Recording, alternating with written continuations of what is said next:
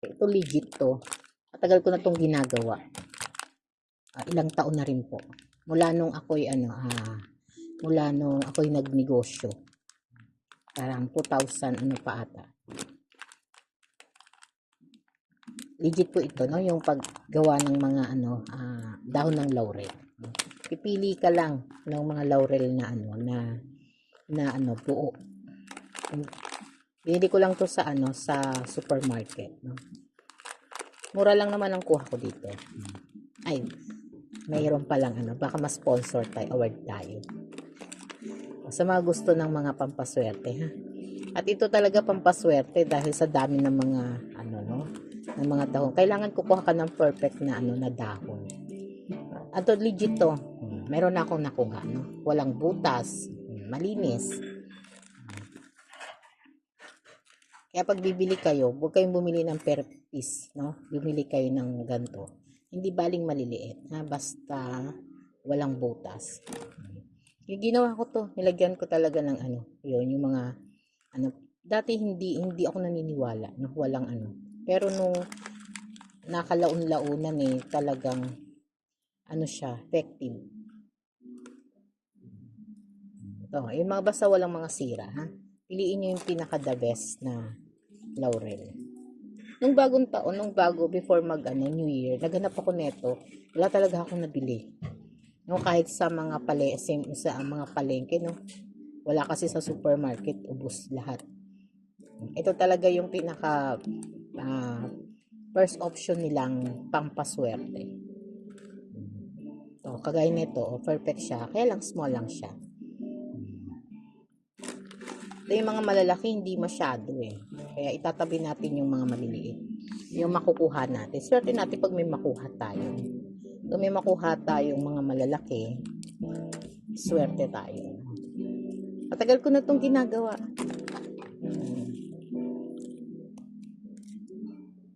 Hahanap lang ako. Nung gusto ko makita nyo yung pinaka-eksakto. Ito hindi, kasi may konting sira. Hindi ko siya may buhos kasi baka maghahalo-halo Yan, may sira, no? Kahit ilan lang, basta ito, kagaya to small. Very small. Super small. Para yan sa mga sa mga Ayan, pwede yan sa mga anak ko. Lahat sila niyang binibigyan ko. Ito, perfect. Hindi kasi may crack Ito, perfect to. Kasi lalagay nyo sa wallet. Natuturuan ko kung paano yung pinaka maganda. Swerte din to lalo na pagka halimbawa nasa wallet nyo to.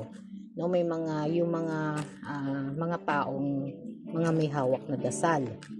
No, na pag natataboy niya. Matagal ko na tong ginagawa kaya legit to.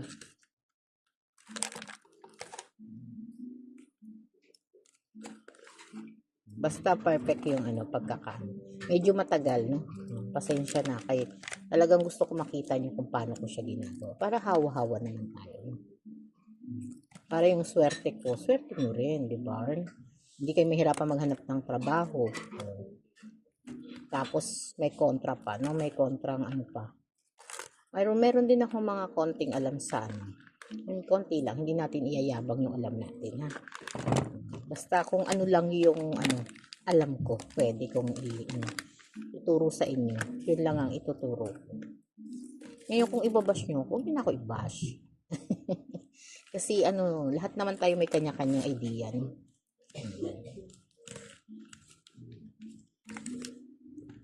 Parang wala na atang natira. Ito, maganda, no? Maliliit lang talaga siya. Maganda. Hinahati-hati ko yan sa mga anak ko, sa pamilya ko. Isa niya yung pinangre-regalo ko. Hindi naman nila mailuluto yan kasi meron akong ginagawa dyan. Kaya hindi nila mailuluto. Kaya lang ito, hindi ko naman to ibibenta sa inyo. Kailangan matutunan nyo to. Para kayo na mismo ang gagawa, no? Lalo na sa mga bago. May tamang processing dito. Ito yung tamang ituturo ko sa inyo. Parang wala nang natitira. Parang biyak pang ready na tong adobo. Ay, meron pang isa. Pang ready adobo. Ayan, wala na. Ito meron pa ata. Sira na. Ayan, wala na. No? Babalik ko ulit. Siguro si admin na magbabalik. Ayan na. No?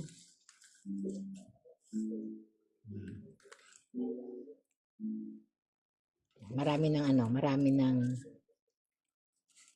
wait lang ha, wait lang.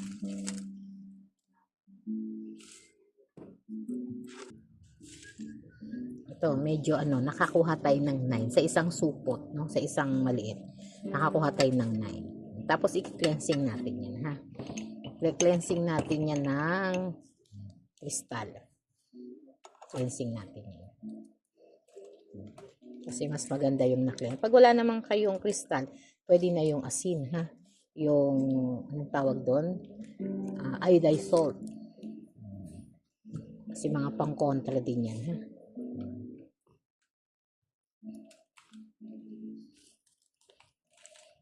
Lalo na doon sa mga sa mga nag-uumpisa, no? Umpisa sa negosyo, umpisang mga mag-a-abroad, no? Magtatrabaho. Susulatan mo 'yan, ha? Ilan bang isusulat ko? Ilang digit? Ilang digit? Kailangan pare-parehas. Si admin na magsusulat. 1, tapos ilang 0 yon? 6. Magaang lang para Siyempre mangangarap ka rin lang naman. Lakihan mo na. Tama ba, admin? Ganito yung 0. Parang hindi ko na rin alam. Tapos 0 ulit. Wait. Ganyan. Hindi ko na alam. Tapos 0 pa ulit. Ilan? Sige, kahit ilan. So, maraming 0. 6? Meron bang ganon? Meron bang ganon? Okay na yan para medyo kapani-paniwala, no? Ito. Parang ito sa maliit, lalagay ko ng 500k, no? Magaang lang, ha?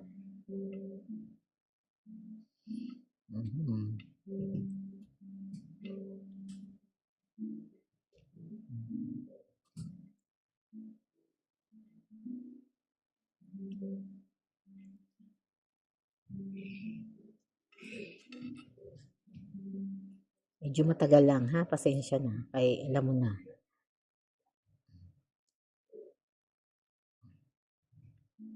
Nakakalimutan ko na kasi yung mga puro na lang tayo, Yan, ha? Napakaganda nito.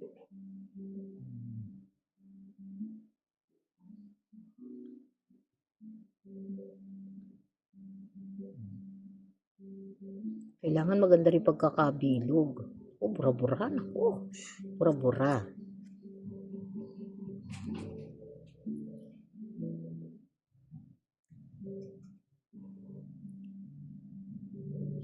O yung mga marami ng pera, ha, wag nang gumawa nito. Baka masolo nyo na lahat ng pera. Doon na lang to sa mga nag-uumpisa, ha? Tsaka siyempre pag gagawa kayo nito, kailangan masaya kayo, no? Para mayroon kayong faith. Ganun talaga. O di pagkatapos ng mga 5 taon, o di lagay mo na siya sa adobo. Ito may butas. Sayang may butas siya, no? Siya pa naman pinakamalaki. Yung na may butas. Ito, kahit small siya, cute naman siya. Sige, lalagyan natin yan, ha? Mas maliit din ang sulat. Natin, ha? Kayo na mag-decide kung ilan yung ilalagay nyo, ha? Tapos lalagyan nyo yan dyan. Ang pera ay didikit sa akin.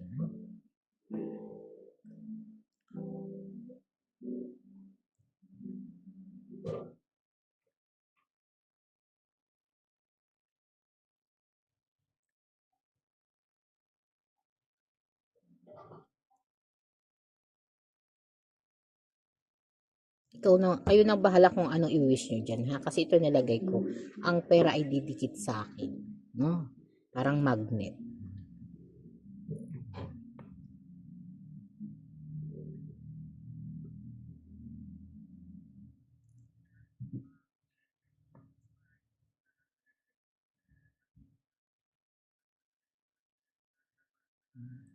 Ayokong sabihin ng yayaman ako, no? Basta didikit sa akin, parang namamagnet ko yung pera, ha? Kasi pag yayaman ako, yayaman ka nga, tapos bukas patay ka na, mahirap yun, ha? Ganto, no? Pero pinaka the best to. Kasi ito naman ang ginawa ko. May simpleng pera, may simpleng buhay.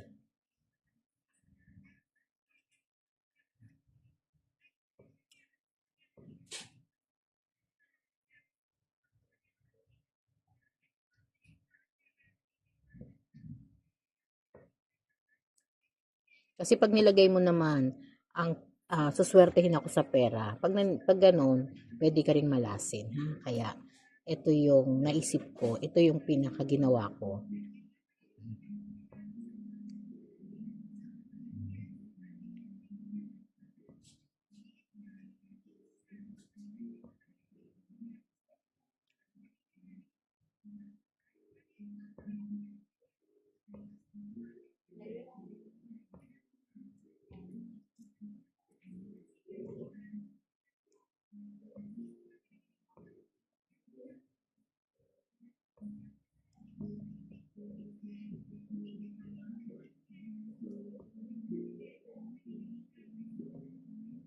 Hanggang matapos nyo yan. Yan lang isusulat nyo.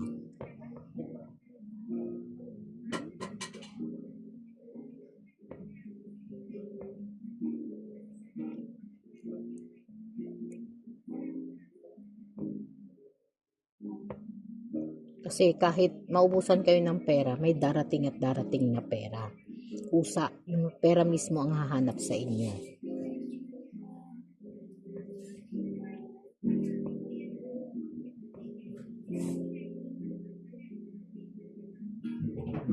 Yan, natapos na natin, ha.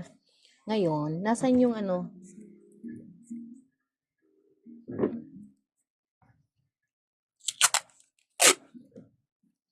Tapos, lalagyan ko siya ng scotch tape. Paano bang pag ano nun? Kasi hindi masyadong kita sa camera. Ganito po, ha? Ganito ang ginagawa ko. Dapat harap likod pala. Harap lang nalagyan ko. Bagay mas mainam yung isa lang. Para hindi na masyadong OA. Baka masyado na akong yumaman. Tama lang yung meron, ha? Kung masyadong swapang. Mahirap maging swapang. Paano ko siya ilalagay? Hindi kasya. Pag ganito na lang. Tapos, ganyan ko siya ilalagay, ha? Ito talaga, ginagawa ko to.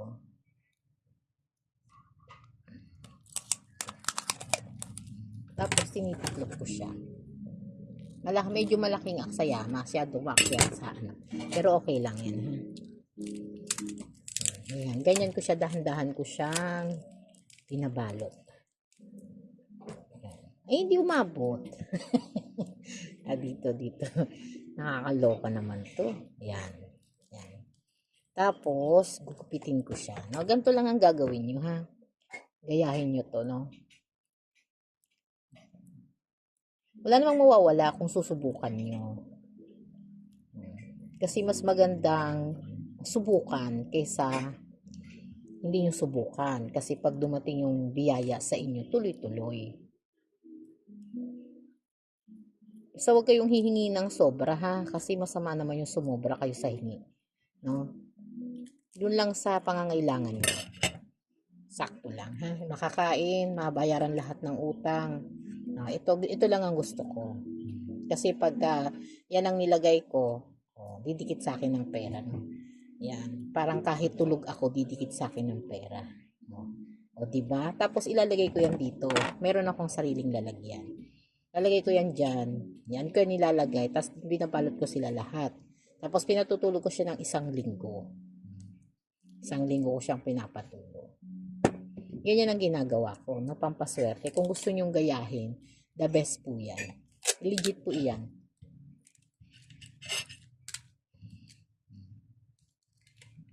Kasi ito, tested ko na to eh. Talagang nasubukan ko na to. Ako mismo, yung sarili ko lang sarili ko lang opinion, sarili ko lang experience. Alam nyo naman ako, hindi ako nag-share pag hindi ko sariling, parang ang labo. Kailangan malinaw. Pag hindi ko experience, hindi ko i-share sa inyo. Kasi, mas mainam. Ako yung mismong maka-experience. Bakit ang labo nila? Hindi pwedeng malabo. O sige, nasa na yung isa? Ako na lang. Nasa ba yung inahan? Yun. Medyo malaki kasi ito eh. Yan, ganyan lang.